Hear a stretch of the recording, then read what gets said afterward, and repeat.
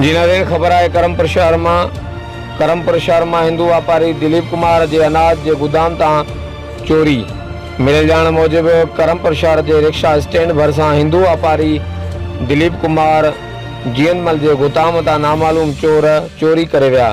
अनाज के गोदाम के मालिक दिलीप कुमार राब्तो करण ते ॿुधायो त सुबुह जो 10 वॻे चोर गोदाम की भिति तां चढ़ी गोदाम ते पयल तिजोरी जा ताला तोड़े 40,000 रोक रक़म खणी फरार थी विया आहिनि। कुछ ॾींहं खां करमपुर शहर में चोरनि जो आज़ार वधी वियो आहे। हर आए ॾींहुं मोटरसाइकिलनि जी चोरी भी मामूल बनियल आहे। हाणे वरी शहर जा कारोबार भी महफ़ूज़ न आहिनि। पुलिस चोरी की रिकवरी करण में नाकाम वही आहे। जी नाज़रीन, करमपुर मां सां आम ख़बर जी आगाही शेयर कंदा हलूं। नामालूम चोर करमपुर के हिंदू व्यापारी दिलीप कुमार के गोदाम तां तिजोरी जा ताला तोड़े 40,000 रोक खणी फरार थी विया आहिनि। हर वक्त आगाह लाइ ॾिसंदा रहो JTN वेब न्यूज़।